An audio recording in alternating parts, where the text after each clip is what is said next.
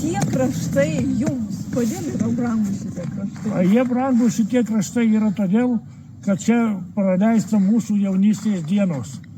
Mes čia po miškus grybaudavom, uogaudavom, kaip tu sakė, gėrėjomės gamta ir grožėjomės tokiais paukštukais, kurių Lietuvoje dabar netreta. Aš asmeniškai esu matęs kurtinius, tetervinus ir taip toliau. Taip pat tos kurtinius, kaip tie kurtiniai atrodo? Labai gražiai. Tokių vaizdų aš nežinau, ar jaunimas dabar kažkada matė.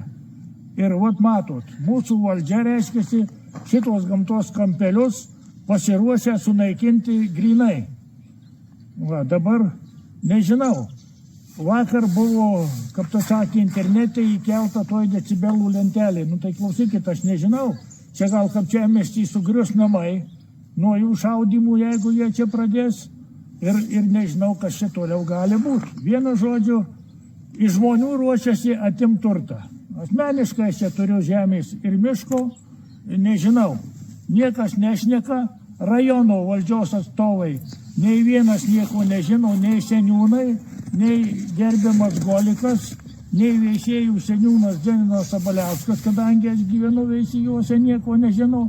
Vakar, kad nekeista, buvau 9 valandą ryte pas Lazdijų rajono merę Ausmą Miškinienę susitikime, žinoma, aš ten norėjau daug reikalų, bet tada susitikime nuomonės.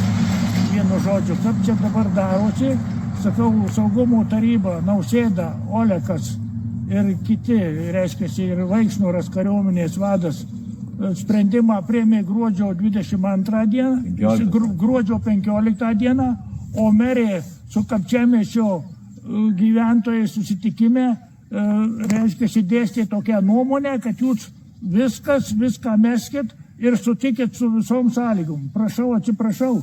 Jūs pirmiausia reikėjo galbūt supažindinti gyventojus, bent jau kariuomenės atstovai, pereiti per gyventojus pas kiekvieną asmeniškai, paklausti nuomonės, pasidalyti, kaip dabar palaukit. Čia netoli yra senelių Kapčiamiesčio namai, ne? Reiškiasi, nežinomybė likę. Dabar priekį stovi bažnyčia, nežinomybė likę. Čia po... kaip tu sakė, po karo apie 50 metus galėjo paguldytas Lietuvos partizanas. Reiškiasi, rusų KGB daliniai. Čia jį buvo paguldę. O dabar matot, kaip gerbiami yra tie lentelė, dar matosi, kad yra, bet ant tos lentelės kažkodėl tai užstumdytas sniegas. Kaip, nežinau, ką galvoja Kapčiamiesčio seniūnas gerbiamas Golikas.